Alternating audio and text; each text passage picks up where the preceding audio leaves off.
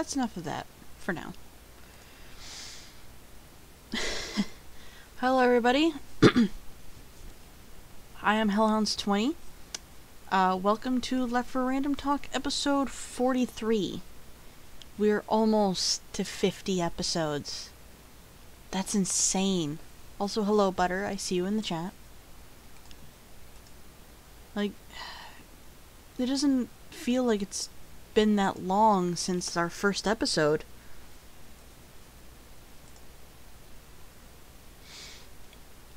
But I hope everybody's been having a good day. The premise of this show is very simple. My friend Rev and I, we co-host the show. We've been working on this for years. Since, Left 4 Dead 2 was, the biggest game craze on the Xbox 360. We talk about movies, we talk about TV shows, we talk about video games. For the most part, we share our opinions and give reviews on things. So I would say if we share an opinion on something, take it with a grain of salt. We're just letting you know how we feel about something. We also theory craft time to time. But again, it depends what's going on. I forgot to make a list. I'm dumb. Rev isn't here yet, so it's just me. Which is fine, because I have a lot of stuff that I need to do. You see, Rev gets the information for the show, and he sets up the topic list. Hello. Hi. Sorry, I'm trying to fix my pop filter. It's popped off. Pop filter popped off. Yeah, well, it fell, basically. Alright, hello, ladies and gentlemen, I'm here. I have sandwich. Sandwich. Yes. I forgot to make the list. Save. Alright, I'll get the topic. So, welcome again, ladies and gentlemen, to Left Random Talk, episode 43. We're getting close to that big 5-0. I've already pointed that out. It doesn't feel like very long ago that we had our first episode. Technically, it's only been a year. Or almost a year. Almost, yeah. I gotta draw something for it. Just Japanese-style fireworks and everything, just... Oh god, there's a video out there of the world's largest firework that takes up the entire sky. Oh, Jesus. Luckily, the video is muted, so you don't hear it, but dear gods, it puts Gandalf to shame. Just everything's burning. Pretty My much. retinas. Too far, but okay. Alright, but still. So yeah, welcome once again, and today it's not been a very busy week in terms of gaming and everything. Yeah. So, we've only got 5 things on this little list. And I'll cover them real quick. So we've got Rev's Reviews, Left Alive, Metal Gear Light, basically. Anthem, players fed up with BioWare ignoring their pleas. Fans now in boycott until BioWare listens to their demands. Talking about Devil May Cry 5, how it revived the series after DMC nearly killed it. Showing a Steam hidden gem, Heathen, Sons of the Law. And finally, we're going to end it with the new Doom movie, and how it's basically just destroyed itself. Wow. The best way I can describe it is, it's a remake of the first Doom live-action movie. Yeah. Was it even being filmed? Was it even in production, or was this even before it was put in production? It happened before anyone knew anything. Oh, that's absolutely hilarious. It didn't even get started and it killed itself. Pretty much, yeah. Actually, you know what? Let's cover that first, because it's really quick. And funny. Yeah, so, for those of you who don't know, Doom is getting a new movie. And supposedly it was supposed to... It's called Doom Annihilation. How fitting that it's just basically annihilated itself out of existence. Mm-hmm. and it's terrible. First off, I saw the trailer. It's like 20 something seconds, right? And in that trailer, you get a brief glimpse of what their version of an imp. And it makes a predator noise. It makes the exact noise. I saw that and my immediate thought was, okay, motherfuckers, you're now destroying yourselves. Congratulations. You know, it's like, okay, I'm gonna give it 5 seconds. 5 seconds of survival. Nope. Our protagonist is some random chick nobody cares about, and her team of merry meatbags, which I'm just going to call dead meat from here on out. Because we all know they're all going to die horrendously. They're all Carmine. Yeah, pretty much. So we've got, let's see if I can find like a production team. Let's see here, 1, 2, 3, 4, 5. So we've got 5 people that are for this team, apparently. And they all look absolutely out of place in a Doom movie. Like, this is just a production photo I'm going to show you. And I doubt... Like, don't assume that all these guys are, like, the same, probably. Because it might have been switched out, but I doubt it. The guy who's pointing the gun at the other guy isn't part of the team. I think he's the director. Oh my god. Why is there a chick with blue hair? And he's wearing dad jeans. And there we go. 5 seconds in, and we already know what kind of movie this is gonna be. I like the dude in the background creeping. Do you see him? He's climbing your... Yeah, he's climbing your windows. Oh, I forget. Yeah, so the trailer basically, like a lot of the... You know when a trailer happens, they got all the words in it and all that shit? Mm-hmm. One of them was, Doomslayers wanted. It's like, no, no, no. I'm stopping you right there. That's not how that works. There are no slayers. There is one slayer. He is the Doomslayer. You guys are the B team. You guys are sent in to clean up the random imps that are left behind. You are all doomed from the get-go. That's why they're all Carmine. Exactly. And the woman who's leading this, who's leading this merry band of fuckwits, she looks so out of place for this movie. She does not look like a protagonist. She looks like the damsel in distress. I like how their armor is all cloth. When we've established that this franchise has, you know, quasi-futuristic armor going on. They all look like they're getting ready to break into somebody's house for a SWAT team. Exactly. Except for the guy on the far right. He looks like he's getting ready to have a barbecue. He is wearing dad jeans. Also, hello? Mm-hmm. Yep, that's our protagonist, our strong heroine of blah, blah, blah, blah, blah. I am all for the whole female protagonist in movies and all that jazz. Uh-huh. Sometimes it's just a little forced. She's carrying a BFG that would likely break her arms the second she shoots it. Have a bodybuilder chick do it. Have Hildren do it. Yes! Oh, that's horrible. But yeah, this lady is not Doomslayer material. She really isn't. To me, she's the type that will carry the shotgun and maybe like help the Slayer, but she's not the protagonist in any of this. Like flat out. In all honesty, I looked at her and thought, why do they have one of those weird robots with the fake human skin on it? You know, like those really weird animated ones? Yeah, that's perfect. Yeah. Oh, that's hilarious. But no, like, if you look at these heroes and then look at the guys from the original Doom live-action movie, it's a one-to-one recreation of the fucking thing, only with better costumes. And it's just like, wow. You're not even trying now, are you? These guys have, like, hard armor. Yeah. Mostly on their knees. And of course, the official Doom Twitter, the ones who are making Doom Eternal, responded to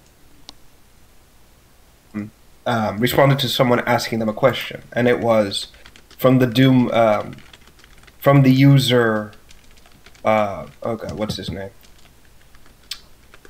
Oh, hold on, I'm bringing the. Here we go. From the user Ninja Triple X, he asks the following: really want at Doom and at id Software to give their most honest opinion on the trailer for Doom Annihilation, to which Doom, the official Twitter handle, says the following: "We are not involved with the movie." They are flat out. They're flat out disowning this whole thing. They know it's a failure. I know. That's what I mean. There's the problem. If the original guys, like the very source of this movie, it does not want to be associated with it, then you have a problem. Mm-hmm. It's horrible. And of course the main actress is just like, what's the word? She is just like mouthing off on Twitter again. And it is like destroying the movie before it comes out. It's like, no, you stupid child. This is like the second heroine, whichever one, that has done this. Mm-hmm. Like, I'm trying to find the exact Twitter image she posted of herself, and like, I'm trying to find it. Hold on. But yeah, and for the monsters is not impressive in the slightest. They all look like they were like ripped right out of the original movie. It's not even funny. Not a one looks like they fit Doom. Ugh. Like, you got the B-budget makeup movie actor monster, and then you've got the retarded puppet that looks nothing like something out of Doom. What the fuck is that? That's supposed to be an imp, apparently. For reasons, I'm not gonna put these on screen. They're freaky. Oh, please don't. Ugh. It's like, why? Exactly. It's just like, why do you do this? Why do you want source side? Hey, fuck it. I'm gonna make my. Oh, here it is. Found it. Here we are. The woman's name, the main actress's name, Amy Manson. What? Her name is Amy Manson, the actress who's supposed to be the lead of this movie, and, you know, she thinks this is a good idea.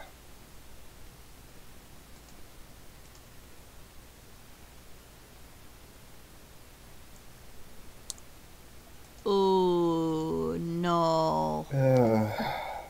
No. Honey, Child. no. Why are you this stupid? Again, I understand the female protagonist in movies. It has been needed for quite some time. Mm-hmm. But you have to respect the original stuff. Mm-hmm. The Doom guy is the Doom Slayer. He is also feared by literally everybody. But he's still a good person. Not once does he brag about being better. Mostly because he doesn't fucking talk. No, but his actions speak louder than whatever he could say. Yeah.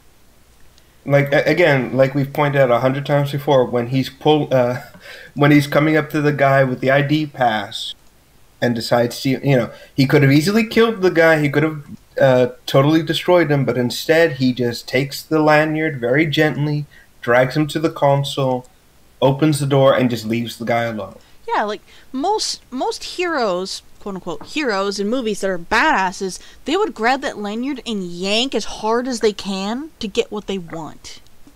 Uh-huh. Or they would threaten the guy or yell at him to do what he wants. This guy doesn't. And like, it's the same with the two guards. Once he's done with the guy with the lanyard, he walks up to him, and he looks at his gun, and he just very simply takes it away from him. He doesn't threaten him, he doesn't attack him, he doesn't do anything, he just takes it. Yeah. Because he is literally the only one that can save these people. Exactly, and the thing I love about it is he cares about people. He cares about it when people suffer and die at the hands of demons. We see it in the first Doom, how he reacts to the corpses, how he destroys the monitors. He's like, motherfucker, you caused this. I'm not, helping you. We see that with him. This woman, I'm willing to bet dollar Sedona she's going to be the epitome of what not to do as a demon slayer. Nothing Amy projects from this movie is filling me with confidence whatsoever. Same. Like, this is one of those few movies where I would much rather have a male protagonist. No, I think it needs a male protagonist. I mean, The Rock did okay. Like, the movie itself was bad, but The Rock in that movie was good. Yeah, The Rock and the other guy, who is the technical main protagonist. Those two were fine. For as much of a crappy movie as it was, it's just... I don't think Doom... Like, you can have a female protagonist in a Doom movie, it's just she's not gonna be... It's gonna feel out of place, sure, but it's going to be interesting. Like, this woman does not show it. At the very least, if they do decide to try this again with a female protagonist, find a better lady. Exactly. Find somebody better than that. No, don't go for the B-movie lists. Go for better. No, I think what you really should have gotten is someone who actually has the body type to hold the BFG. Yeah. Not this scrawny-ass lady with... I'm sorry, her neck is the thing that's, like, getting my attention right now. It's like, what is that? That's not a neck, that's a space elevator. Like, seriously, like, look at her neck. It's like, compared to the rest of her body, it's disproportionate with the costume. It looks like her... It looks a little bit longer. Like I said, you needed someone with more musculature. Some dink. Yeah, I went there. I said it. And I'm not apologizing for that. I was hopeful for this Doom movie. We were both hopeful for it until this happened. Oh, we were. And then we find out what happens, and then it's like, well, shit. It's a remake of... we gotta wait even longer for something good. For a decent one. Yeah. Well. Plus side, Doom Eternal won't be affected by this movie, and I'm so happy. Yay! You know what? They should add an Easter egg just to insult the movie. Yes.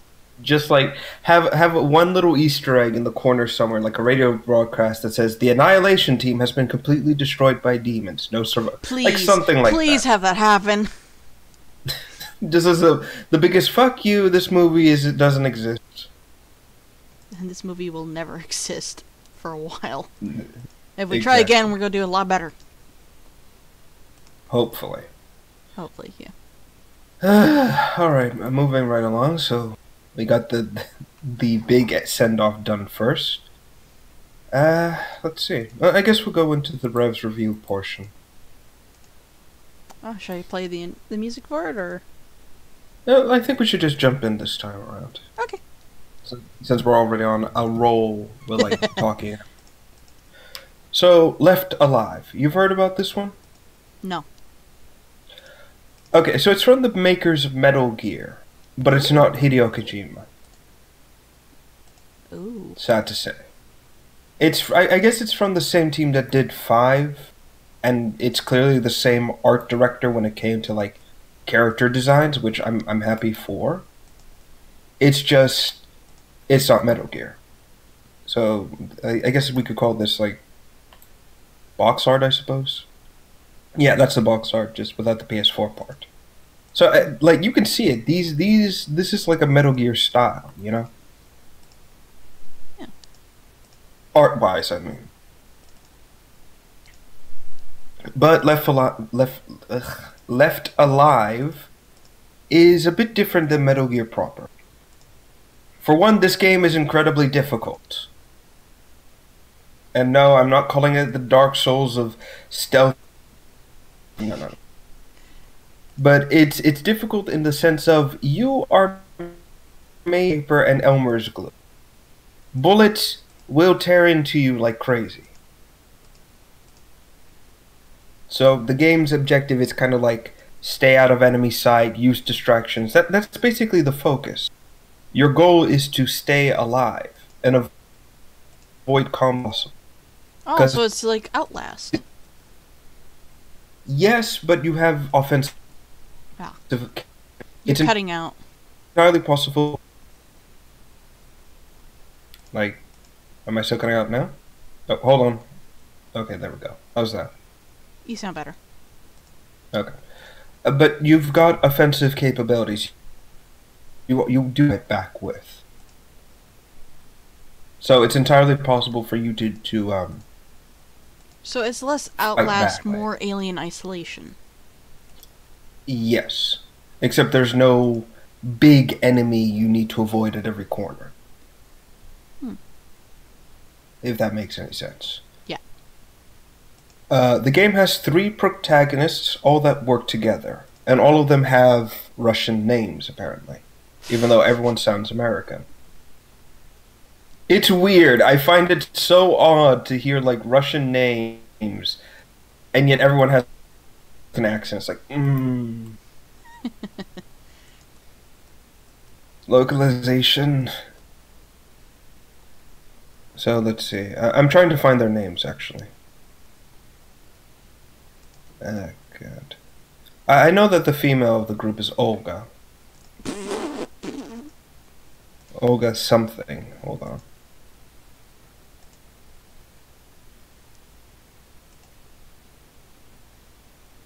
Why can't I find any... hold on. Why is it giving me reviews of Left 4 Alive? We're doing that... we're doing it... We're doing that live right now. Exactly.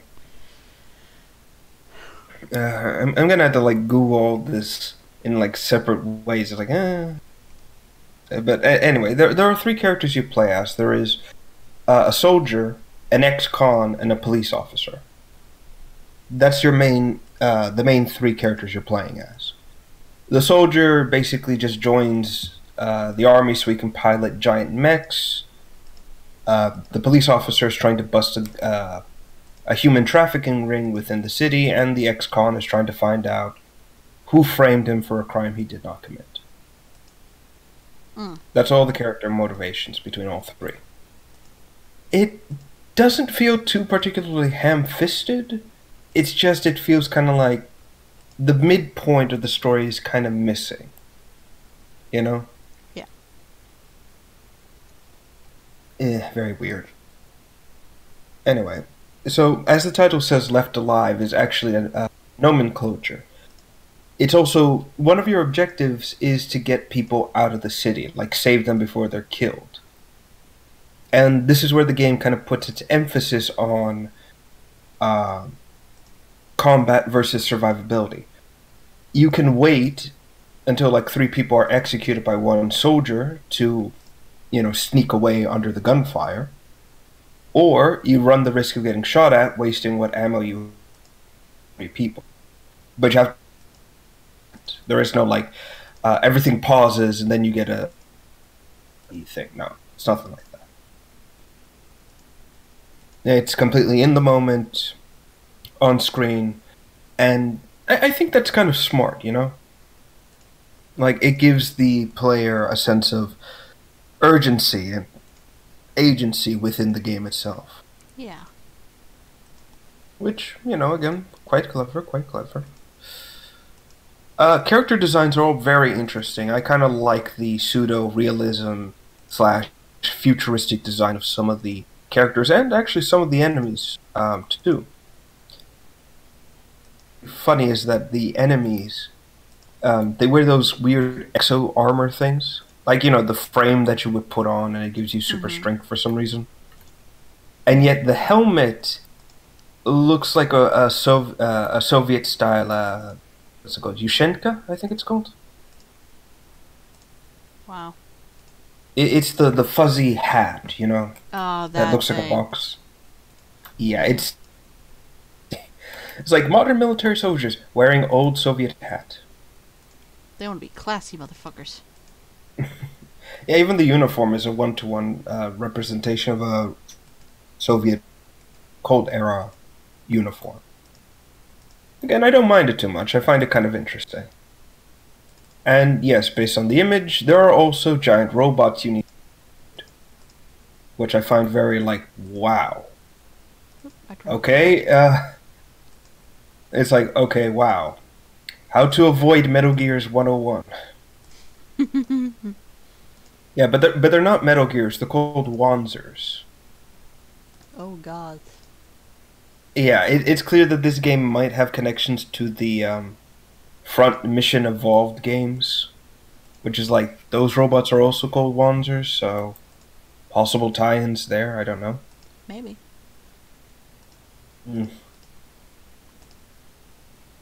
Hold on. Hmm? Sorry. So yeah, basically, you're going throughout this entire city, avoiding patrols and trying to get to objectives, while you're being stalked by soldiers and giant walking tanks. The tanks aren't actually something you can destroy. Well, I'm sure you could destroy them, but it's more like it's best to avoid them if at all possible. Yeah. In the game, you will get the opportunity to pilot your own Wanzer, but these aren't there are no, as far as I know, there are no entire levels dedicated to that. It's more like a situational thing based on character, which again, it makes it feel less gamey, but also more special when you actually get to use one. And these things are beasts. You get to just destroy everything in your path. It's like in a... I forget if it's GoldenEye, where at one point you get to ride a tank and just run over your enemies. It feels so good to do that. Yeah, just fuck you, brain. I am an international spy, but here, I'm gonna run you over with a fucking tank. Mm-hmm. Hey, creeper. Or creeps. What's funny is I know who I know But, who you're addressing, yeah. but it's still so weird to hear that. But yeah, so basically that's that. What? Oh no. Oh no. No. Why?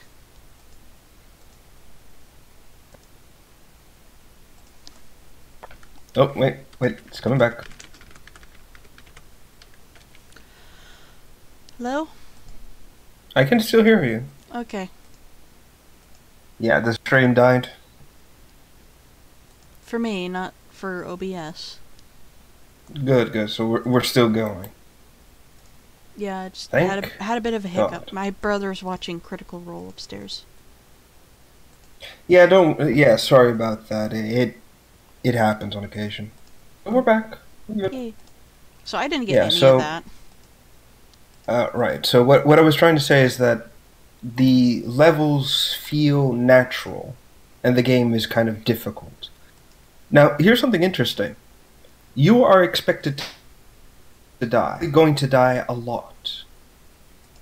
And the game, as a result, has kind of a ghosting system to it. Basically, a lot of people will be playing the game on the servers and everything.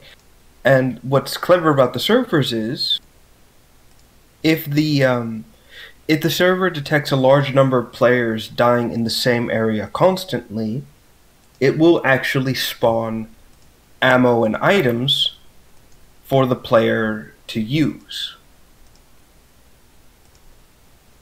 But it only area that people But only in the area that's like it has understood to be really difficult.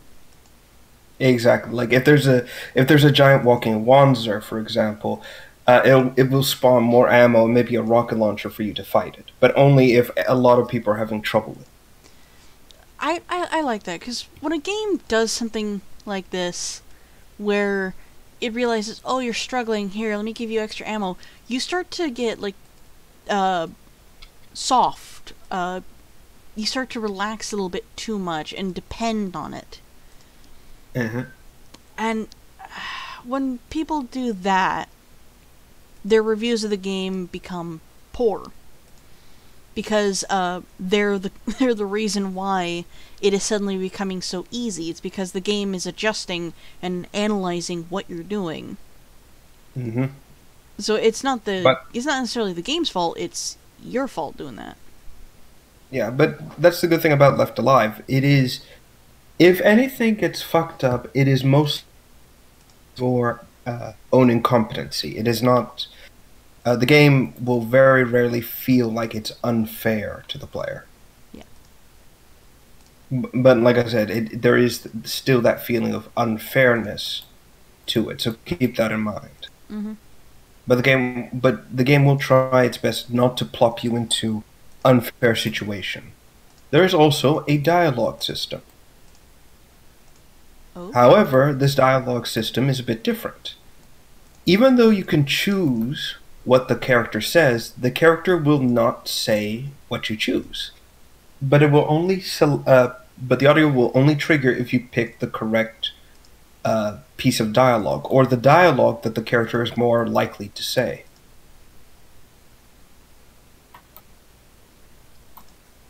Ah, that's interesting. Yeah, because it kind of makes you. It emphasizes that there is one correct path in terms of like the story. There isn't much player agency, but it's making the player think more about what the character's like, who the character is, that kind of thing. Mm-hmm. So it's like, for example, the pilot right there on screen. He's hot-headed, he's a bit egotistical, and his focus is more like, I'm here for myself because I want to pilot a Wanzer. So you have to play more to either his personality as he is now, or how he's going to be as the game progresses. It's kind of a 50-50 shot with that. Yeah. Which, again, I kind of like. It makes things feel, you have to pay attention, and you have to pay attention to what the character is like, which I kind of like. So there's that. There is also, by the way, apparently everyone has access to a localized AI called Koshka. And I find it so funny because there are instances AI won't know something that it's already told someone else, or it will know something that it already told someone else. It's an inconsistent AI, which kind of makes me think the AI was like localized. Like they had the same model, but it was a different one for each. But no, apparently it might be the same one. It's very, very weird. It doesn't make any sense. It sounds organic. Maybe. So yeah, the story: the small nation fights for independency and gets invaded. Gets that for like what, 5 or so years, give or take, or a good while. Mm-hmm. However, it becomes corrupted from within because crime is now on a high rise, or the crime is now rising, and now an invasion is happening because the syndicate is connected to the nation that's invaded. Like the whole human trafficking. This was actually a result of an organization is creating a bioweapon. You need to stop. You're cutting out. Oh, sorry. Am I still cutting out? Keep talking. Am I still cutting out now, or am I coming clearly? You blipped right there. Alright, how about now? Keep talking. I can't tell if you just say one thing. Alright, well, I'm just making sure it doesn't go completely messed up is all. Like it Here we always go. does, apparently. Alright, good. So yeah, basically, the human trafficking ring is part of a bioweapon experiment, where apparently people are getting infected with a blood agent, and the invasion is happening specifically to test the bioweapon. It's why all the soldiers are just murdering everyone in the streets. Wow. Yeah, it's specifically so the virus spreads, because it can't spread in terms of. It's not an airborne pathogen. It can only be interacted with fluids. Ugh. You only get it from fluids. That's What are why you the talking army's about, just. creeps? What's wrong? Something's going on, I don't know.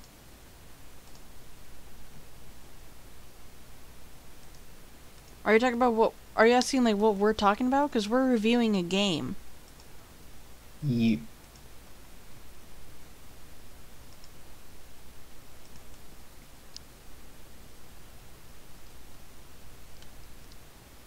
Wait very patiently for a reply. It's alright, it's alright.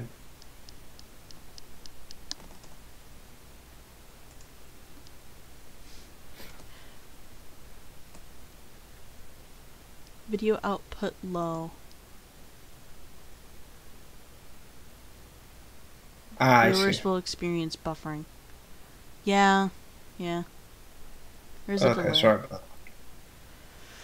YouTube is not very happy with us right now. It never is. Nope. It's actually not a great streaming service. Mm-hmm. But anyway, moving right along. So yeah, basically that's the whole point of the invasion. They're spreading the bioweapon through just blood and slaughter. And of course, you and the other three kind of discover this leisurely as the story progresses. It also turns out that there's a new Wanzer type that the nation, like this little country, was making for another party. And it turns out that the leader of the resistance, the ones who fought for the independency, is actually part of the enemy army and is actually a cyborg. That is. They're also your father. Hello, Midrith. Hi, welcome. Like I said, this game just does not. It's Metal Gear, but with sense whatsoever. It's Metal Gear with Resident Evil sprinkled in. Kinda, except And a nobody little bit of mutates. Alien Isolation. Also true, except there are no aliens. Yeah, just the But mechanics. yeah, but here's the thing: you find out he's a cyborg because first off, he was supposedly killed by his best friend, who's the convict. But he wasn't actually. It was weird. They just hide him away for some reason. Then you playing as the convict kill this cyborg leader, and you think he's dead. Like the guy pumps him full of lead. Then he comes back later holding a shotgun in one hand, gun over the shoulder. So you get the feeling like, okay, this guy isn't human. Yeah. And then, like after you fight him, you're like in a giant tower. And then when you finally beat him, and and his convict friend asks him like, "Are you still there?" He kind of points to like the side of his head and says, "This is the part of me that's still me." So you shoot him, and you think, "Okay, now he's dead," because you see like the part of his head blows open. You see the cybernetics. Like, okay, now he's dead. And then he comes back again inside the new Wanzer to fight you on top of the roof. Wow. Like, motherfucker, stay down. Die already. Jesus Christ. Like, It's like Oh, Wolverine from hell. Exactly. Only not so interesting.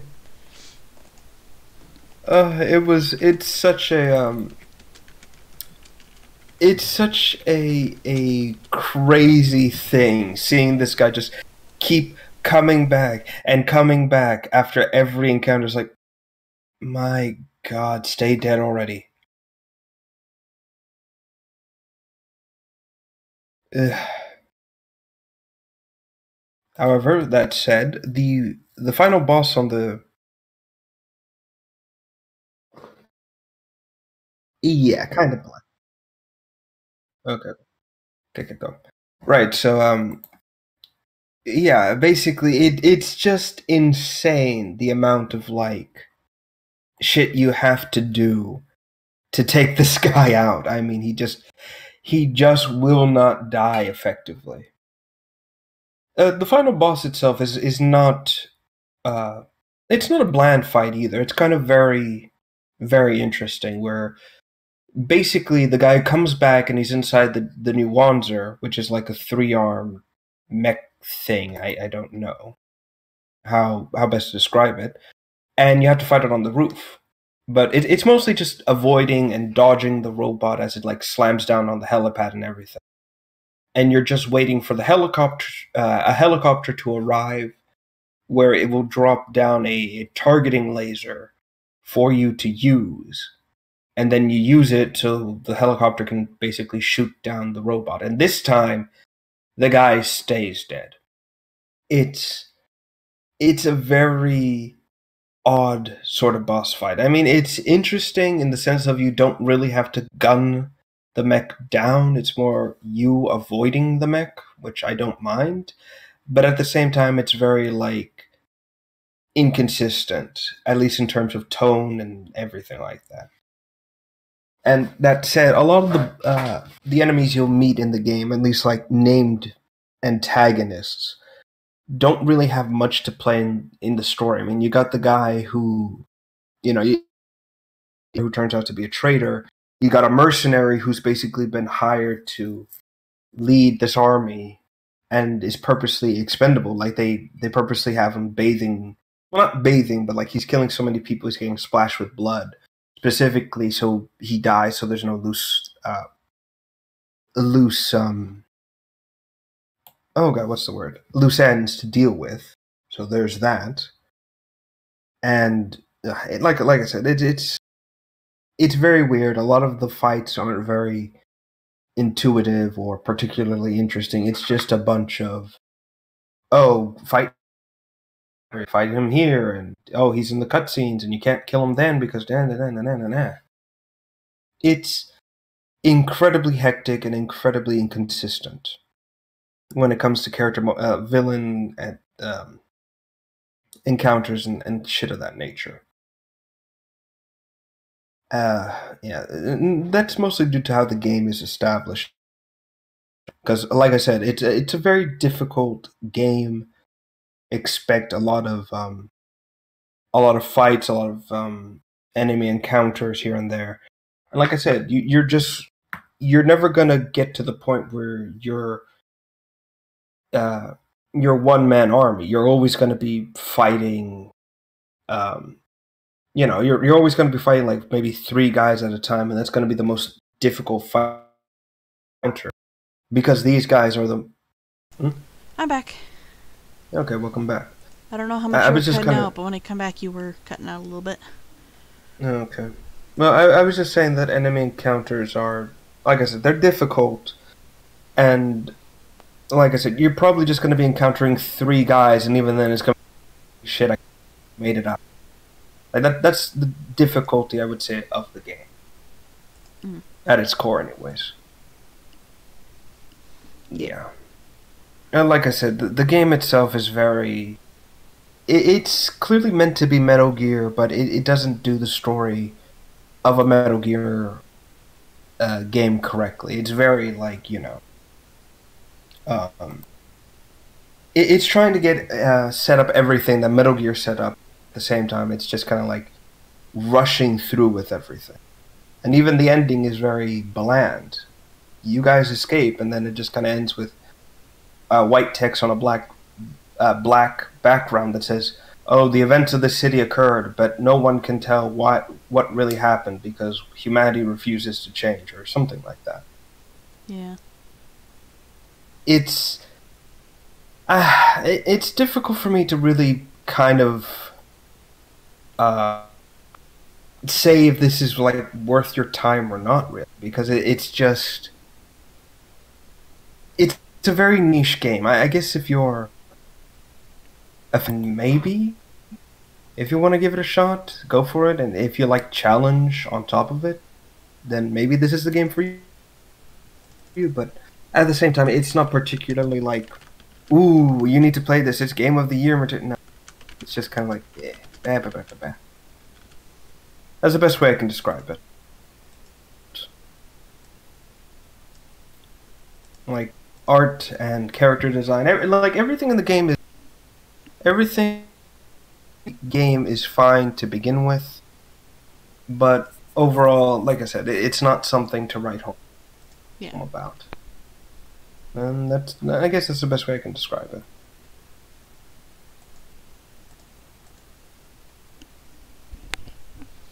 So yeah, moving right along. Yep. So let's move into the next topic, and that is Anthem and the boycott that's happening.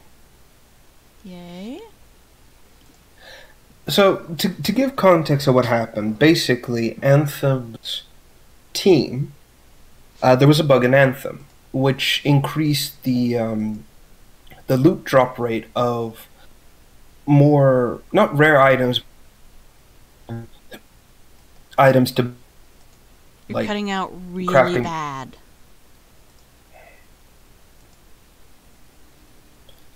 I said it's mostly a bug was introduced which increased the drop rate of more useful items and decreased the rate of junk items, like for building guns, javelin, just things of that nature. Mm-hmm. And people were enjoying the sudden increase in quality of drop rates. You know, people were happy about it, and you know, Bioware comes out to say, "Oh, it was a bug. It wasn't supposed to happen like this." And people didn't care. People were happy that they were finally, you know, getting rewarded for the time and effort they were putting in. But, you know, they go to Reddit, where I guess Bioware is the most active at, and they basically beg Bioware, please don't remove the bug, keep it in. You know, we're actually having fun with the game instead of just grinding for the sake of grinding. Just leave it alone. And Bioware listened, Bioware heard, and they ignored them. They ignored the will of the people, and they patched out the bug. So now the drop rate has been reversed. It's now a higher quantity for junk items and a rarer quantity for necessary components. The best way to put it would be with like Warframe, where if you're fighting a boss to get components, suddenly the boss and doesn't drop the blueprint. And you're like, okay, I need this more than I need the blueprint. But then DE returns and fixes it, so now it's dropping nothing but the blueprints and none of the components. That's the best way to describe it. Ugh. And I think I know why they fixed this bug. I think they were trying to purposely screw players over, like make it such an impossible grind that they could introduce, as much as I hate to sound like an alarmist, a form of loot box into this for resources. That's what I think this whole thing was a prelude to. Boo. I'm willing, like I said, I'm willing to bet dollars and donuts. Which, again, I never get that saying. Like, why would you use dollars and donuts? Why do that? Yeah. But basically, so people just hand off. Someone on Reddit basically has called for a boycott of Anthem in its entirety for a whole week. Like, and the thing is, it's growing in popularity. People are basically saying, you know what, fuck this. We're gonna make BioWare listen to us. We're not gonna keep putting up with this bullshit anymore. They're stopping from playing the game for an entire week. And this isn't like a one-time protest. Like, this is like week 1, you won't listen. Okay, week 2, you won't listen. So on and so forth. Like, attack BioWare right in the wallet, basically. Yeah.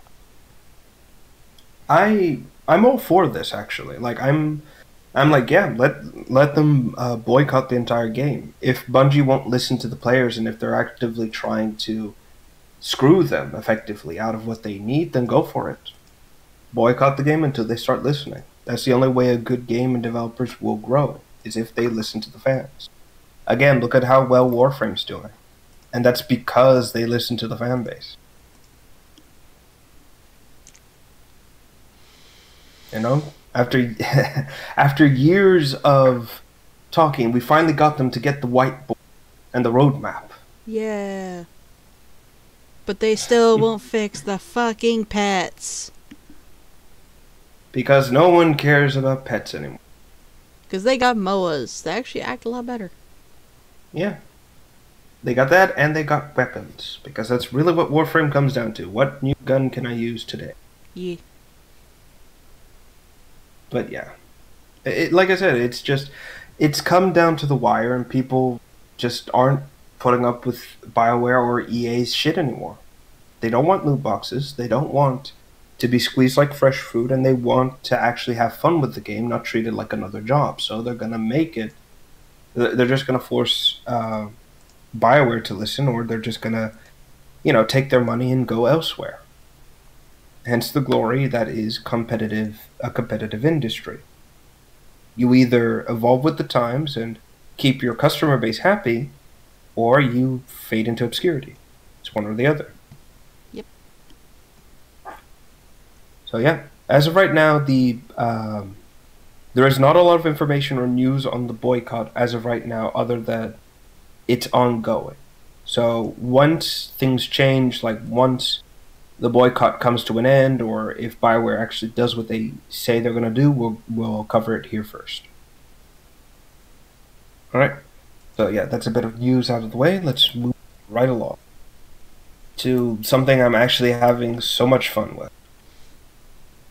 Ooh. Yes, and that something is Devil May Cry 5. I've been seeing, posts about this. It is it's fantastic. I'm loving every second of it. It looks a lot different. No shit, it looks a lot different. Bro, welcome again. Yeah, but that's the thing. It's okay, first and foremost, it's running on Resident 2 engine. The remake engine. Oh boy. Yeah, so everything looks like amazing sex, basically.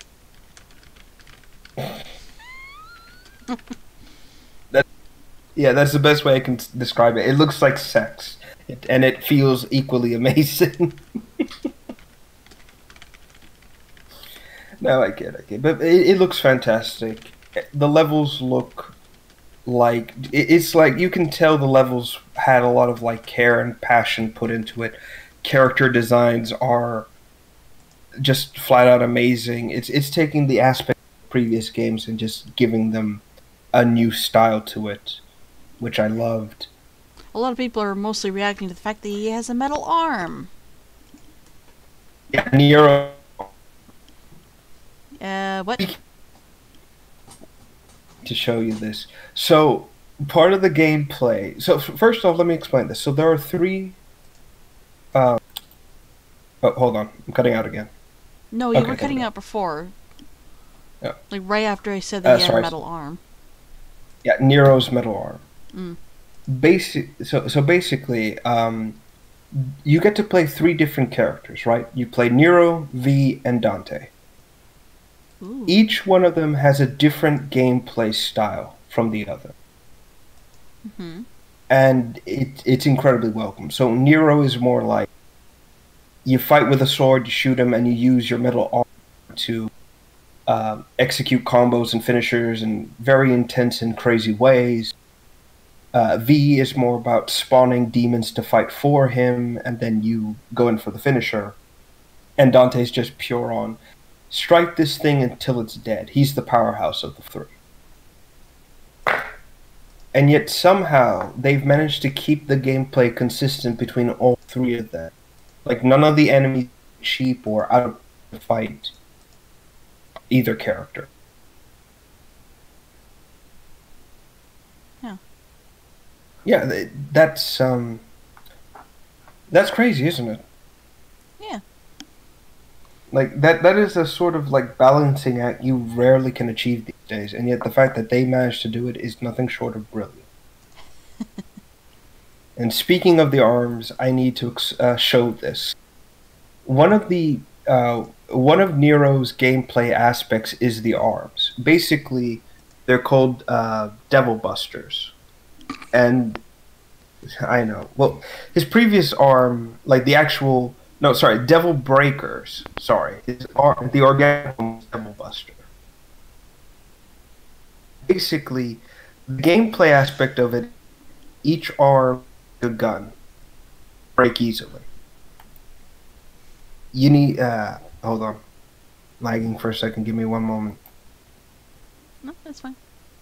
I hate when that happens. But basically each arm is built for a specific purpose. Like one could be used for grappling, another one could be used for like very situational things, but you can always switch out for another one if you need it.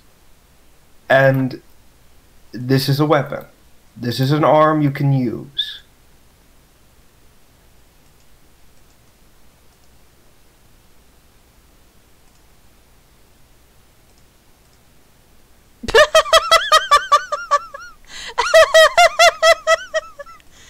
What is that? It is called Pasta Breaker. What the hell? So according to Nico, basically Nero's girlfriend, Kyrie, wanted him to help out more with the cooking in the house. So, because he only has one arm now, Nico built him an arm that's basically built for cooking. It's pure utensils at its finest. There's spoons, there's forks, there's spaghetti ladles. I see some tubes in there. Uh-huh. But because you have to fight demons now, she's upgraded it to be an actual weapon. Oh, you launch it and it acts like a drill. Oh, good gods. The ladles actually open up too when it flies out. Oh my god. I love this thing so much. I want one. Just to say, look, it's my pasta breaker. Oh, it's so brilliant. But of course, they're or in the game as well, and they're all utilitarian, very situational based. I think my absolute favorite, however, is called the Buster Arm. And before you think, no, it's nothing suggestive. Just look. Yes, I want that. Up, and it's designed to grab enemies and just smash them to the ground. Ergo, Buster Arm. Looks like a dragon's claw. It was based around his lost hand, which looks like a dragon's hand to begin with. Mm. There's also the another arm I kind of like. I forget what it's called, but it's basically like a shock gauntlet, and I love it just because of the design.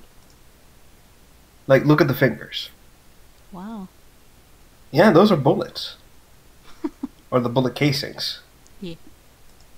Yeah, it actually opens up. It's a shock hand. Basically, when it'll open up and you can electrocute them.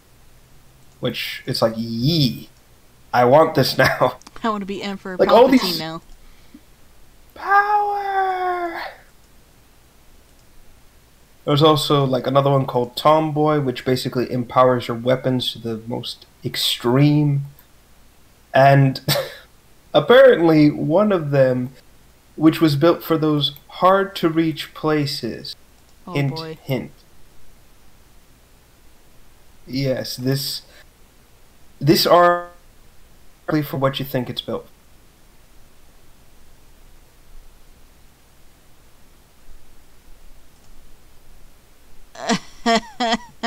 It's called the Sweet Surrender. Oh, good gods. And it has a vibration function. Okay, I'm not sharing that on stream. And when you activate it, it just opens. It just opens and what? It opens and closes like you're massaging someone. Oh, good gods. Exactly. They make no qualms about it. The thing was specific built, Oh, and my it's like, goodness. so okay, so we can confirm this. He's right. Thank you and good night. Makes me wonder how long he's had to do the stranger. he's, he's like, God damn it. Oh, gosh. And of course, I actually did add a Mega Man gun, by the way, for the game. Oh, good God.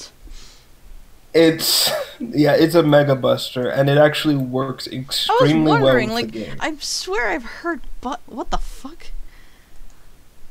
Ash would be. Ash would be proud. Yes, yes. Oh, that's so mean.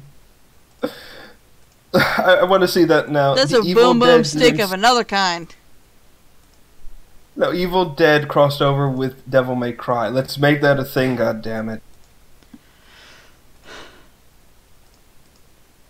But yeah, the Mega Buster actually works, which I was kind of surprised by. It's so, it contrasts so much, but like, then again, there is such thing as cosplay. Mm-hmm. I think it works. Like, they've managed to make the metal like it's part of the setting. I've also I've not figured out what this arm does in the game yet. No one has, as of right now. Other than preventing scurvy. Oh, God. What were some of Capcom's games, like, earlier? Off the top of my head. Capcom games, let me look. Here's my banana hand. So, he's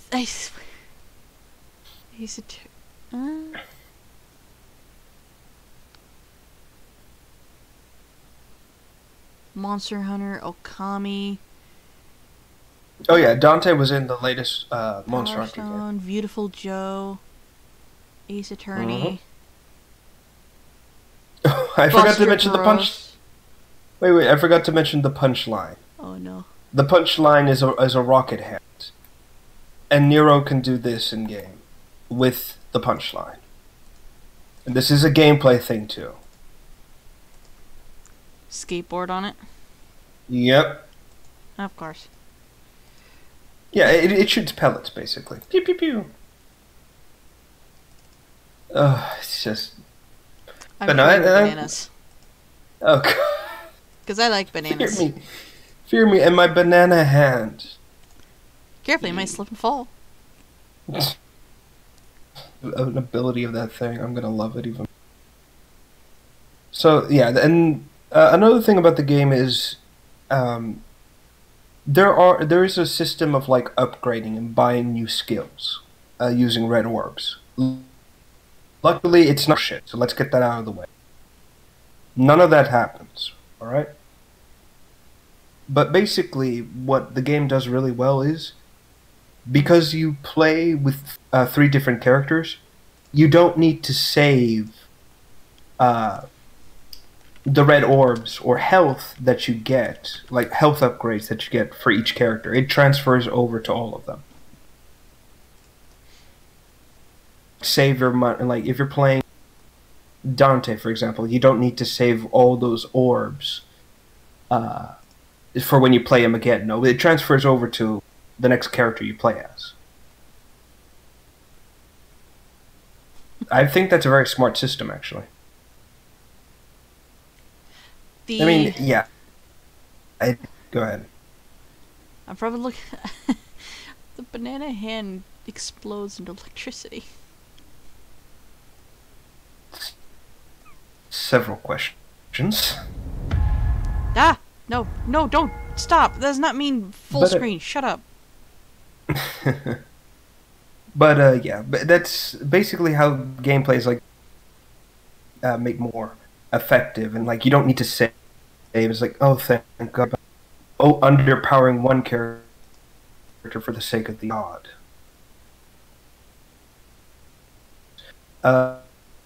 Different kind of move. You're cutting out. Button layout as well, which I find interesting. I said every character has their own move style, their own battle strategies laid out for the button configurations in a very natural way, I want to say, out of place. Which I'm about. So there's that. Helter Skelter, that's what it's called. Yeah, that's one of the arms. Wow. Sweet surrender. You're still looking at that goddamn thing, aren't you? Oh. There's no information about the bananas. I'm sure it out eventually.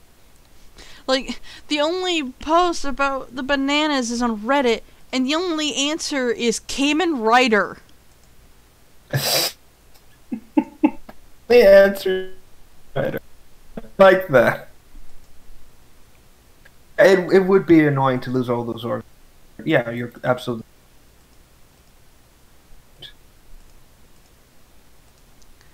I want to know what this banana thing does. I think nobody's figured it out yet because no one.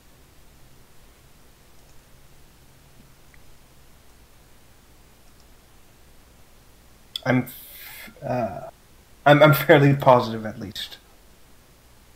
Anyway, let's move right into it. So, V, we'll go with him for a second. He can summon up to 3 demons at a time. This includes a bird called Griffin, a panther or a puma called Shadow. No, it was Shadow, right? Oh yeah, and finally a giant colossus made out of goo called Phantom. And they're actually all references to the first DMC, Devil May Cry enemies and bosses you would actually find. Again, very clever. At least in my opinion. Shadow basically is, well, first off, he can't talk. Second off, he can transform into weapons and just attack people at random. Like, completely and utterly annihilate bosses, even. Like, 1 second it'll jump into the air, the next it'll turn into a glaive and cut into something. Or teeth. Yeah. Wow. On the other hand, is a bird that can talk, and it's kind of like a wisecracking pain in the ass. Best way I can describe it, anyways. I actually like Griffin, the way he looks. Design-wise, I mean.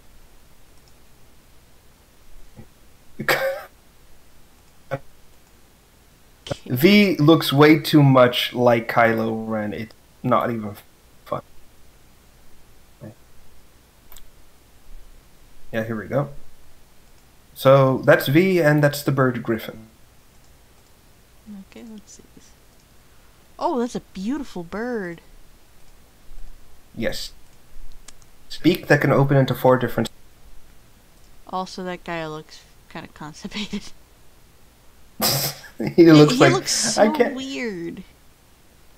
Everyone has, like... Also, why is he not wearing a falconer's glove when holding that bird? Because the bird isn't real. V summons these creatures from his tattoo, and since they don't that sounds like that one bad guy from what was it? No, it's a lady from like the Daredevil universe. I forget her name. She wears red. I'm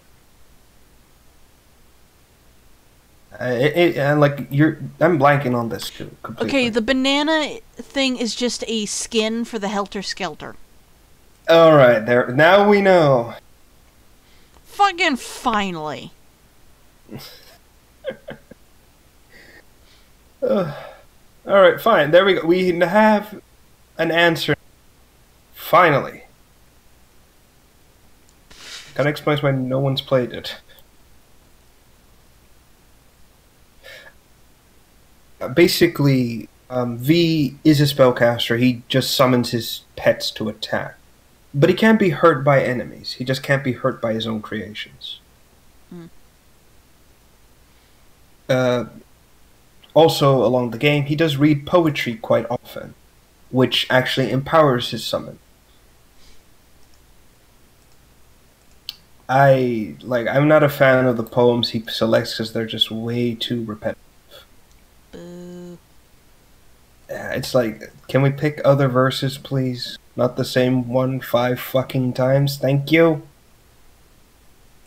Motherfuckers. Alright, if you want to buy the game, go for it. Totally go for it. You have my just go nuts. Yeah. It's a fun game and worth your time. So that's Nero and Virgil's kind of moves. Both of them, you know, V. He also uses a cane. Basically, he stays alive by killing and absorbing the essence of a demon. Each one he fights, he has to kind of drain, like some sort of energy vampire. Yeah. Which I kind of like. So that's V. That's oh god. That's V and that's Nero. Dante, however, has like the most things he gets, like weapons and shit of that nature. And I'm kind of like, wow. Overkill much? So let me see where to begin with this fucking arsenal of. That came out wrong. Fuck it. I'll keep it. Alright, so first off, he has the sword, like always, Rebellion. He can also use his father's sword, Sparta, which has actually gotten a complete redesign from its classic version. I actually like this look to it. Looks more demonic. But in a good way, I mean. Oh yeah, I just saw that. It's like, I want this sword so badly now. Looks like a spine. I actually believe that was like the remains of a. Like, this is what's left of his sword. Which, again, given how weapons work in this universe, I wouldn't be surprised. You also get the, magazine-fed shotgun, returning from the previous games. Yes, this is. And he used, i.e., puts his body into shoot.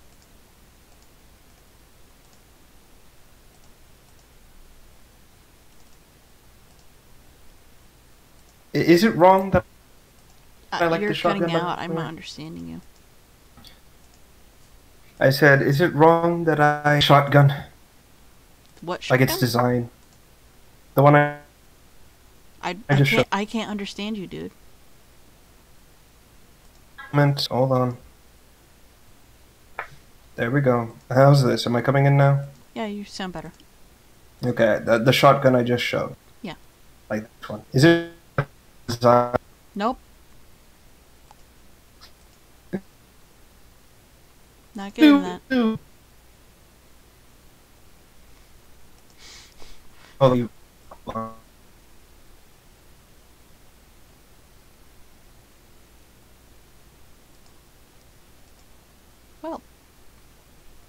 Alright, how's this? A little choppy. Yeah. A second to. Nope. I'm sure someone else is like something that's kind of leading this to. Nope. Like always. Hold on.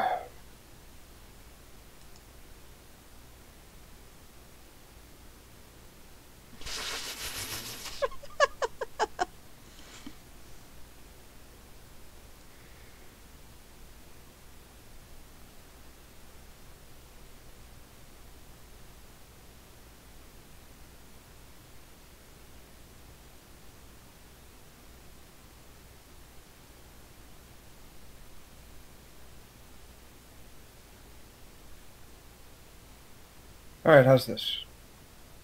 You sound a little bit better. Am I coming? Okay, good.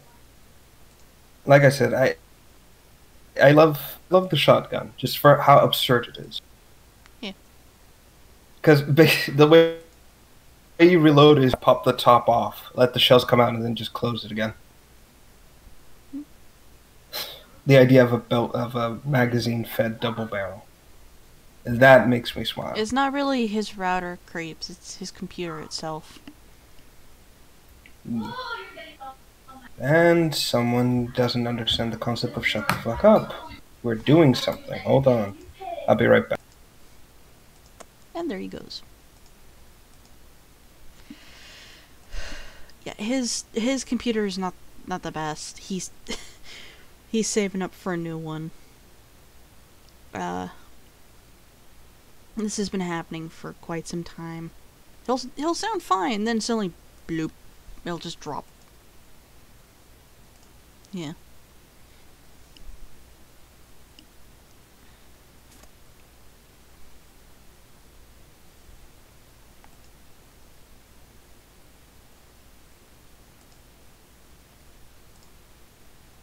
Meantime, we're just left here in silence.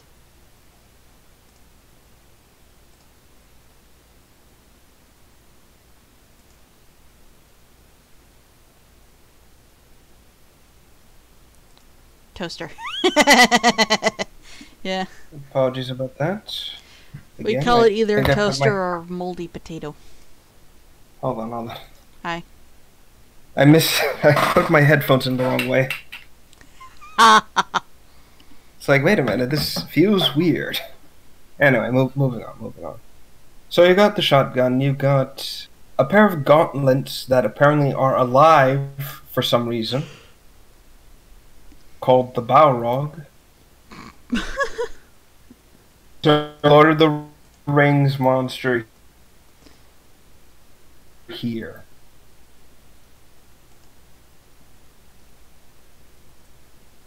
Like pristine things I can.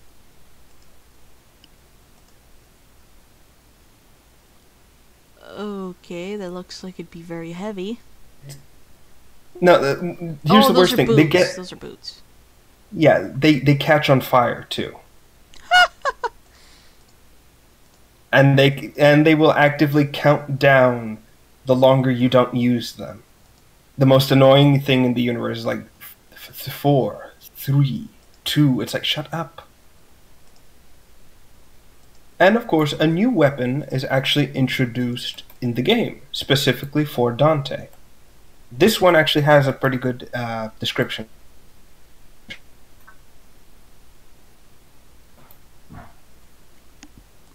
Also, if you pay attention to the design, that is clearly Nergigante right there.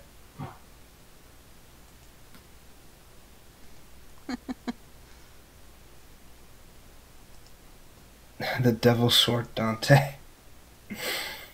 Oh man, that's egotist. That's the best way I can describe it.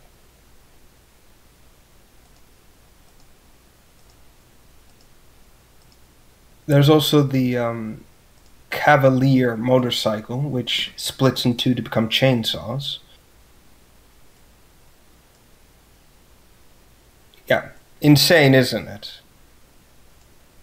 I got this motorcycle that I can split in half and turn into a chainsaw. What up? Just utterly insane.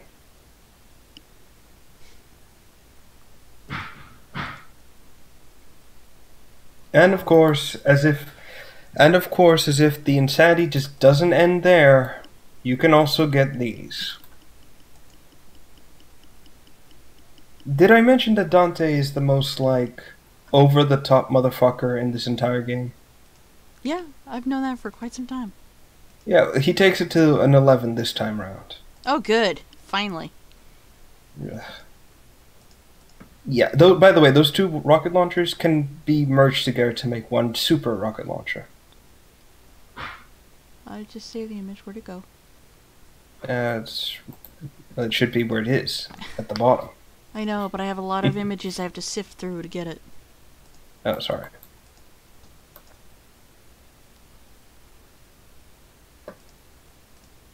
Actually, one of the game also has a training mode for players to do. Not because it's like, oh, I pity the player because he's not so strong. No. It's more like, oh, got a new ability? Want to test it out in a place where the enemy won't fight back? Training room. That's good. Yeah, it gets you used to like using a new weapon like the rocket launchers or the Devil's Sword Dante or anything really. I honestly love this aspect of the game, giving you the ability to use any kind of weapon you pick up in the game or any new skill even. And just kind of be like, yeah, I'm going to master this in a few seconds and then proceed to absolutely destroy everything I come across. And then, actually, speaking of which, I do want to mention this as well. There is a hat Dante can now get. Oh, good gods. They introduce it by having him do the Michael Jackson Thriller dance. No. Yes. It's called the Faust and Introduction Thriller dance.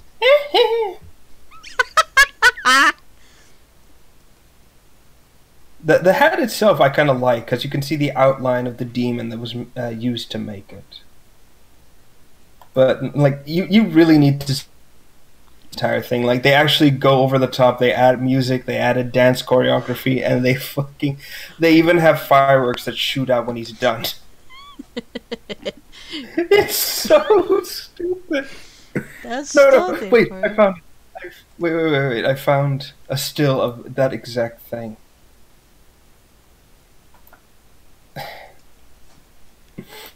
Oh, God.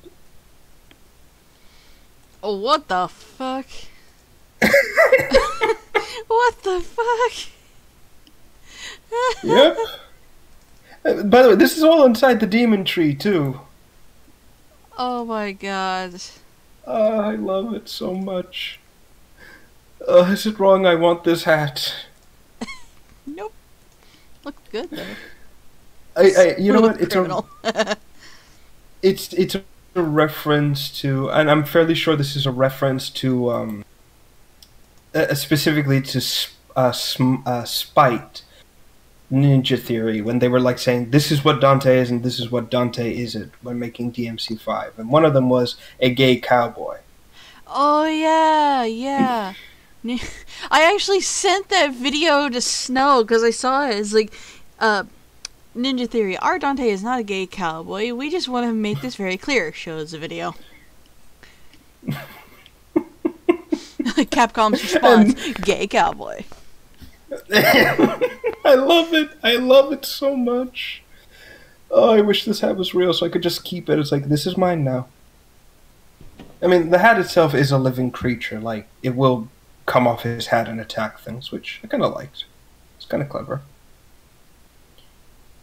So yeah, so Dante's moveset and gameplay is very more combat heavy than the other two, which I kind of liked. And the sense of personality and humor is actually still there. Also, I love the fact that everyone does not like smoking either. Like Nico is the only character who smokes, and everyone's just kind of like, "Can you not do that while I'm sitting here?" It's like kind of proving the case of you don't need to smoke and drink and do all this to be a cool person. You know, I kind of like that. A bit of class. Yeah. And, of course, something I actually loved is that all the characters, technically Virgil... Yeah, by the way, spoiler alert, Virgil comes back. Again. Wow. Yeah, okay, so I guess I'll get into the spoiler now. And that is, should we do the thing, or... Hold on, let me fix the text. Okay, just, like, I wasn't sure if I should start or not.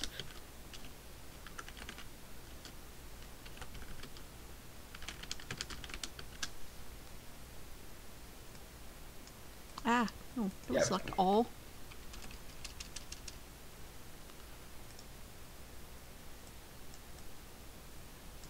Let me make this... Nope. There we go. Alright, so let's get into it. So V is actually the human half of Virgil. What happened is Virgil got tired of constantly losing to Dante and believed that it was his human half that was the reason why he was failing all the time. So he needs to find his sword, the Yamata, which and has absorbed into his right arm.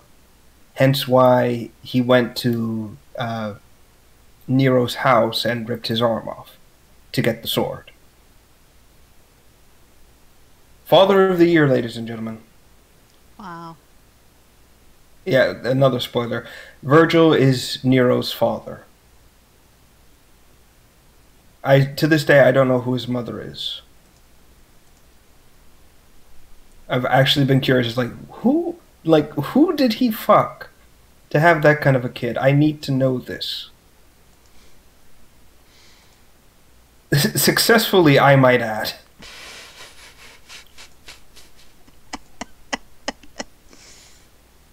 Yeah, you gotta really sit down and think about it. It's like, wait a minute, how, when, who? Definitely. But yeah, exactly. But there's also the fact that Nico's father is actually Agnos from Devil May Cry 4, the guy with the stutter. Yeah, but I find that funny. It's like, you had sex, and yet you're still a nerd. Weird. But yeah, so basically, he does this. He separates man from demon, and his human half is V, who is dying because without the demon half, he just can't sustain himself. So he needs to kill other demons to stay alive. Like a parasitic leech, I suppose. Eventually, the demon half of Virgil begins to become very powerful and claims itself to be Demon King, renaming itself as is actually a play on words. There is a scene where V speaks with Dante, and he says, "This demon is the reason for your existence. Your reason, eh." Yeah, it's kind of clever, but at the same time, it's like, motherfucker, please. I'm not gonna lie. I like the Urizen demon design. I think honestly think it's one of my most. It's up there with my. Oh god, what's the word? Like top demon designs of all time, really. Like here, I'll show you what I mean. Can I put the spoilers away? We're still in spoiler territory. Okay. This is more like to show you, technically. Hentai! I love the fact that the thorns form a crown. I find that very interesting. Yeah. But you see the crystal right there? Like floating to his right? Yeah. As long as that's out there, he can't be hurt. And he actually beats Dante, Trish, Lady, and Nero. Because they can't hurt him. Wow. Like, they make it a big deal. He's the only demon alive to actually beat all four of them. Without so much as, like, taking damage. He's like, meh, I don't care. Kind of badass, actually. Yeah. But anyway, so Dante's knocked out for about a whole month. A giant root plant that grows in hell called the Clyphod appears. Basically, it's a plant that can only exist in hell and needs human blood to grow. And now it's taken over a place called Redgrave City. And yeah, the team has to figure out how to stop it. Dante's sword, the rebellion, is completely destroyed, and not even he in his devil form can destroy Urizen. Like, that is how powerful it is. Not even his, like, first demon form can beat it. So, in a brief moment of brilliance, Dante decides to stab himself with his own sword. Yeah, let that sink in. He willingly stabs himself with his own sword. In fact, even Griffin, when he finds him, jokes and says, "You can kill yourself later. I'll help. But for right now, we need to focus." Yes, so to give a general look at what Dante's like first demon form is, that's it right there. He's the small thing in front of Urizen. I thought he was a fairy. He legit looks like a pixie. Kind of bug-like, like a bug-like demon. His coat is the wings, which I kind of find interesting. But no, he can't beat Urizen like this. So he decides to stab himself, absorb the Sparta sword, and, well, he becomes a completely new demon, like completely evolved. Like, he's still part human, but it's like the demon side has just been completely reawoken. Like, that is how powerful he's become. Like, it's called Majin, that's it. It's his Majin form. If I can find a good image of it so I can show, you know. It's like everything is so fucking blurry. Why is it always blurry? I was like, oh, you're trying to find a good image for your show? Fuck you.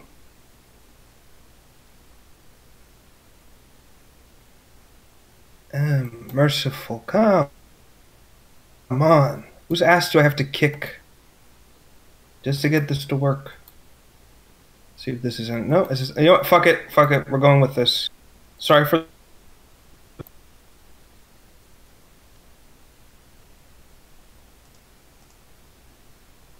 Oh, he looks even more like a fairy.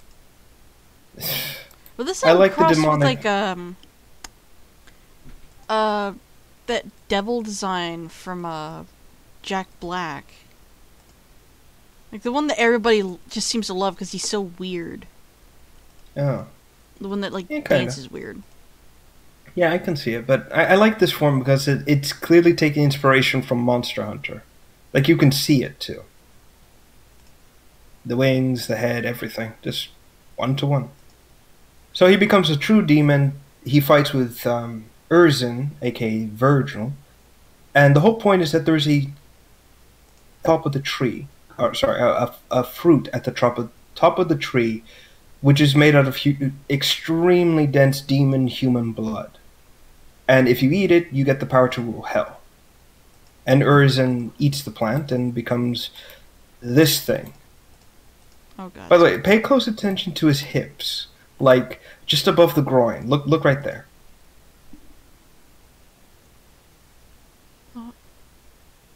Is that a mouth? That he has a pelvis mouth. So in any second he can turn into Nightmare? Yeah, kinda. I just kind of personally I like to imagine that that's where his dick comes from in this form. It just opens up and there it is. Just oh, hi there. That's awkward. Yeah, but basically the two fight. Excuse me 1 second. I'm about to. Sorry about that.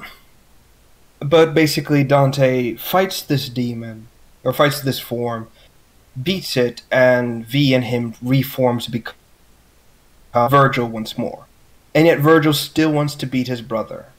Like, there's no grander goal now. There's no desire to take control of hell anymore. No, his whole life's purpose now, it seems, is just to fight his brother. One of the Clivod. Which, I mean, that's one-dimensional as shit, but I'm like, it's Virgil. What did I expect? And yes, also, he has a Majin form as well, which is like a blue version of Dante's, except missing the horns. And also has an organic growth for like to put his sword away. That I never understood. You know, it's kind of like, why does this exist and who made this? Whatever. And as the game basically comes to an end with the two fighting, Nero just has enough. He doesn't want these two to fight anymore. The fight is pointless. And yet by the power of his own will, he regrows his own arm once again. Except it doesn't look like a demon arm. It's like pure on organic. And he gets his own devil form, which actually looks more angelic than it does demon. And he stops the two. Like, full on stops them like you wouldn't believe. Maybe I'll just put that there.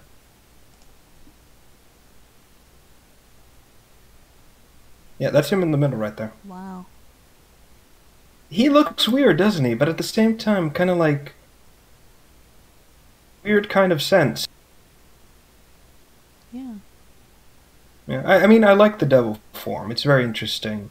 His shoulders are actually like there's grooves in it, so that way his weird ethereal wing hands can like sit on comfortably. Hmm.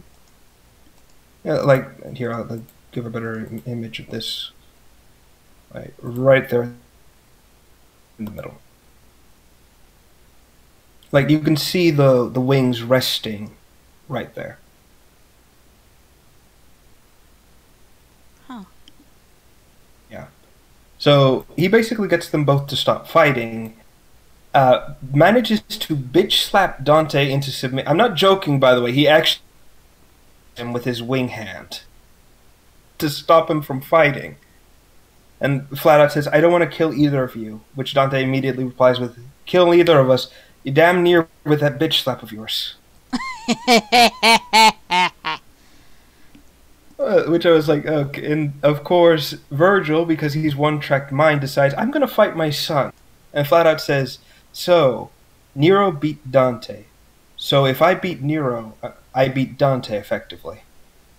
And my immediate thought was, motherfucker, are you kidding me? You're going to fight your own son for the sake of a petty sibling rivalry.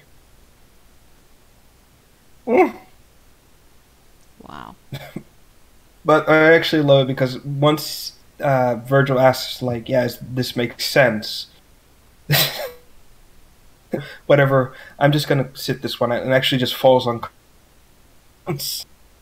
Like, that was how powerful the cosmic bitch slap was. And of course, you know, Nero does beat his father.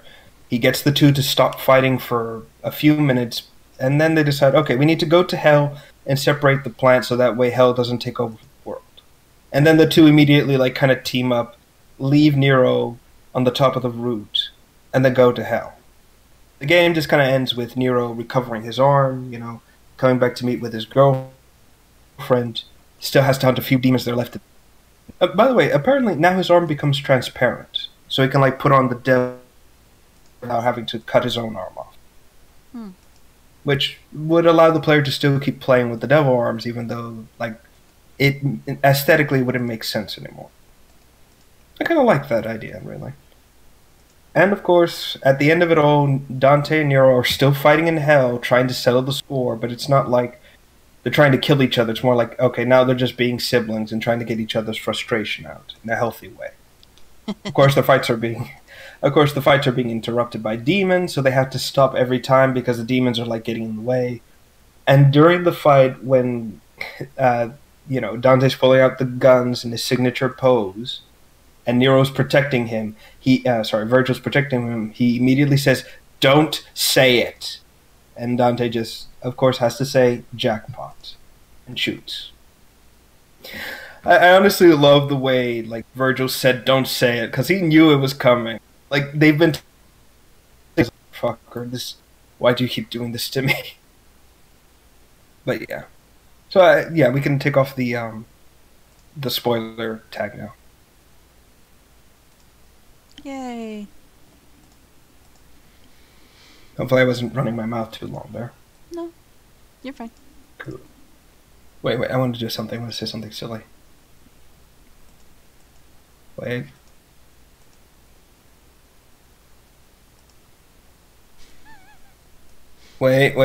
Just I'm waiting for the spoiler to go away. Okay. I can't believe that Emperor Palpatine was behind it all along. It makes the game so much. Just to mess with people, it's like nah. But yeah, basically that's the whole game. Like it's kind of persistent, really. Like, it's on par with everything Devil May Cry typically brings. Cheese and seriousness in proper amounts. More or less. Yeah. Actually, I did like the demon designs. Like, they all have a sort of, like, organic creature motif. Like, it makes sense in ecology kind of thing. Which I was kind of happy with. This game also removes the DMC reboot out of continuity, which, thank God, I don't think anyone can worry about that. Eh, it's fine. Now you're cutting out bad. The spoiler Nope. talk now cut him. Yep. And now fuck the person. Fuck him in particular. I hope it's not. It's still happening. I hope it's like clearing up a bit. It's now clear.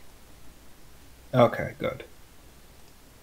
But yeah, like I said, all the creatures are like perfectly designed. I love every aspect of the game. It's a breath of fresh air and something I hope to see more of. And honestly, for the first time in a long time, I can honestly say I'm looking forward to whatever DLC for this game. Because it won't feel like it's cut content put back in the game. No, I mean the whole game feels like it's complete from start to finish. Like they're holding nothing back. You Yeah, get they have a everything, vibrator arm. including the vibrator arm. But it's like you get everything right off the bat. Like nothing is held from you in this game. And I love it. I love that fact completely. Like this is what's making me hope for more DLC. Because if this is the quality they bring in for the base game, I can't wait to see what they add on top of it. Like, oh my god, it's like so many feelings of joy and happiness for a game to come out that I'm actually like, I'm going to pay for this DLC. Here's all my money. Just throwing it at the console. Just take it. Take it all. It's just, it feels so right. Like, I'm happy things are going the way they're going, at least for Devil May Cry. Just thank you. The world is in order now. And now I can die happy.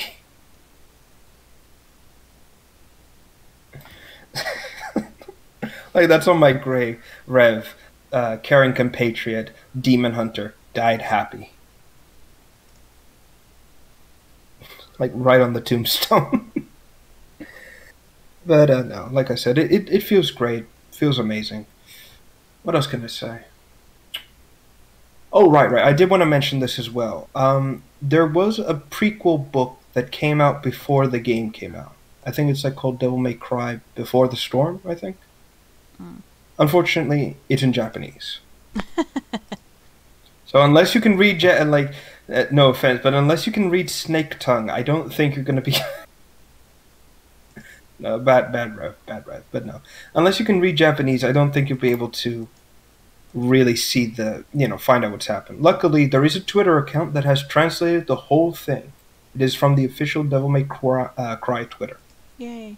So, yeah, you can read the book now and completely translate it. I am so happy. I'm probably going to read that after we're done here. I'm going to spend most of my night just reading. Like, yes. Give me more information. Tell me how a creature was killed. I want to know. Yeah. Also, and on another note, I can't wait for the modders to start bringing stuff over from this game. Like, into Source Filmmaker and Gmod. The shit we're gonna do. Yeah. It's like, yes. And also, I want to see what the modders do with, like the dumb shit they can put into Devil May Cry 5. Like, they've already modded to have Majin Dante have his hat during the Michael Jackson. It's so silly looking too. Like, and you know what's weird? Weirdly enough, it all matches. Like, there's very little clipping going on with the model. It's as if they anticipated this. It's like somewhere down the line, someone, and we better make the model work. Damn it. Oh god. So I'm loving it. And I gotta say, the Resident Evil 2 remake engine just works so well for this game. It really does. Like, everything just feels and looks so amazing. It's like, yes, this is what this engine was meant for. I can't wait for more. Oh. Okay, wait, I need to show you this. This is just too mean. This is just for you. Like, you don't need to put it on the stream. Alright.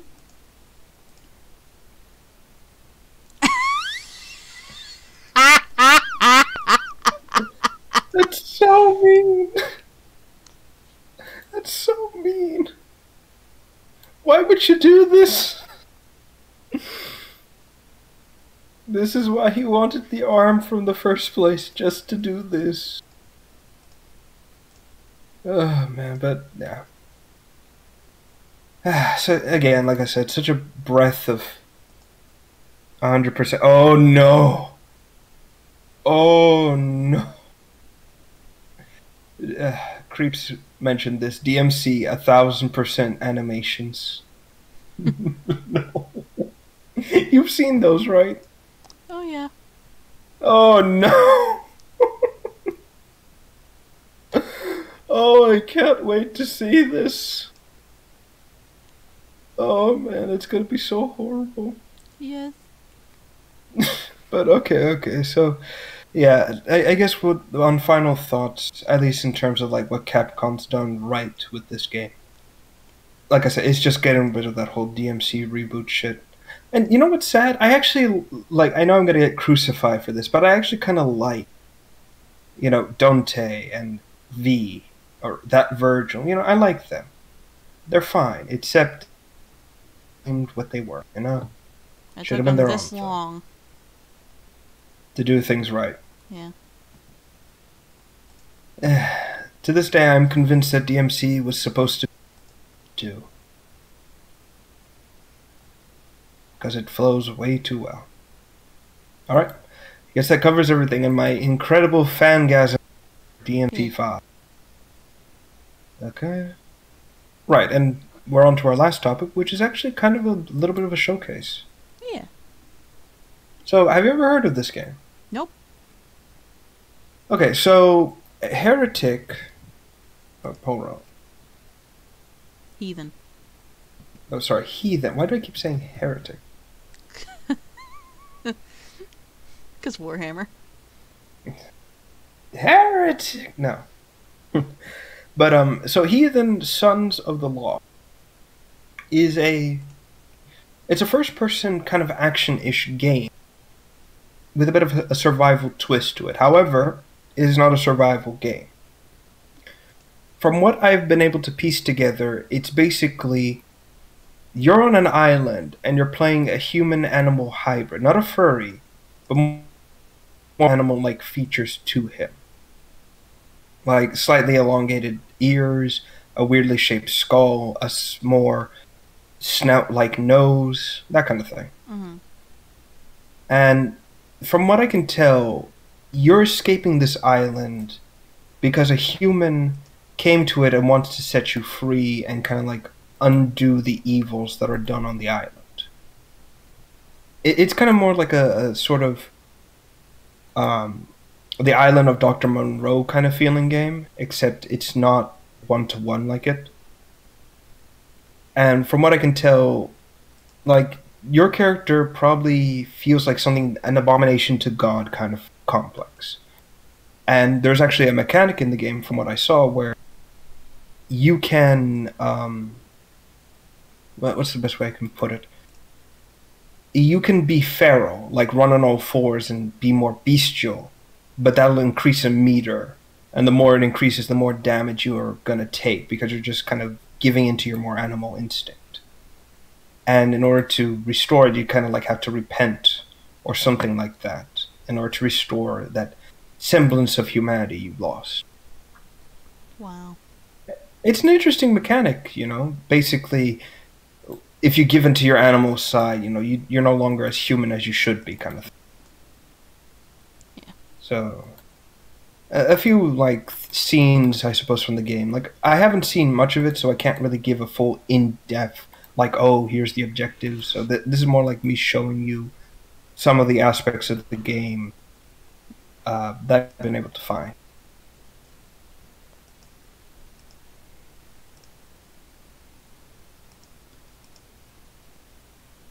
That looks so weird. Yeah, but you can tell all these human hybrids are like, it makes anatomical. Oh, let's give them a beak. Fuck it. It makes more like natural sense, at least in terms of certain. The more animal features like horns and things are artificial. It's grafted on. Like they know they can't be true animals, so they're just kind of using facsimiles as best they can. It's weird. Yeah, this game is currently on Steam and it's pretty cheap. Like, I think it's $16, and it is an indie game, and it looks the fact that it looks this good for an indie title says volumes about the guy who's making it.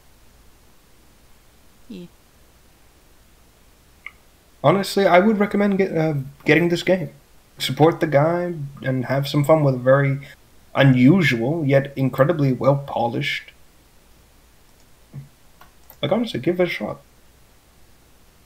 And you decide if this is just, oh, it's too weird because one or the other. Yeah, probably next week I'll come in with a more in-depth kind of analysis of the game, but for now, that's as best as I can say it. So, yeah. I think that covers everything, at least today. Unless we're forgetting something. Just out of nowhere, Slime Rancher is free on Epic Games. Oh, yeah.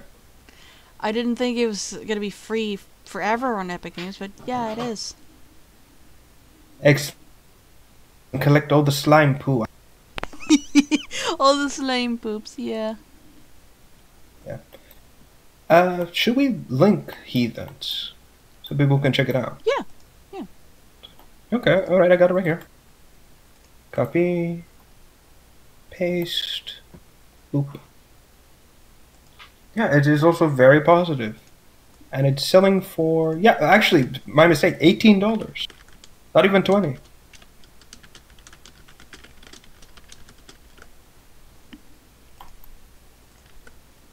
Again, this is such a cool looking game. Yeah.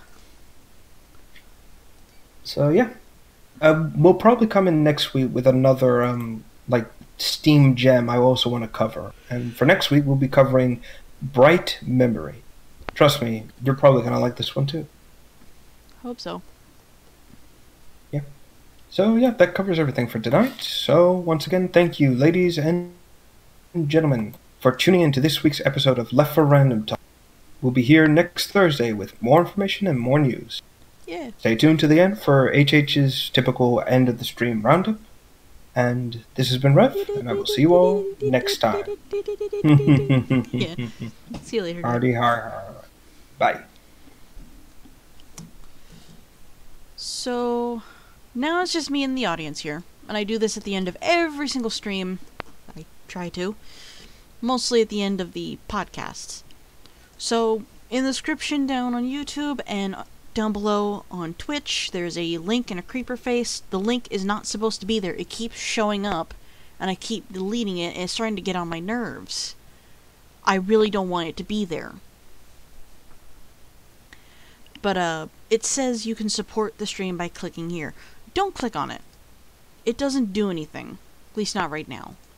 I've got so much piled up on my plate that I am unable to get a proper bank account going, so we can't take donations, we can't be paid to do this yet, but I am working on it. Rest assured. I try to stream every day. I've been reduced down to streaming on Wednesdays and Sundays, or whenever I have the strength to do so. This podcast is streamed every Thursday, so keep an eye on that. 2 p.m. Pacific Standard Time, which means West Coast USA.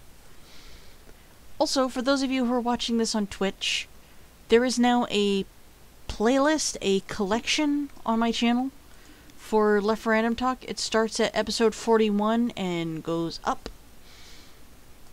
So you won't be able to miss out on any of this. This episode is definitely going in there. I am very tired. I'm sorry.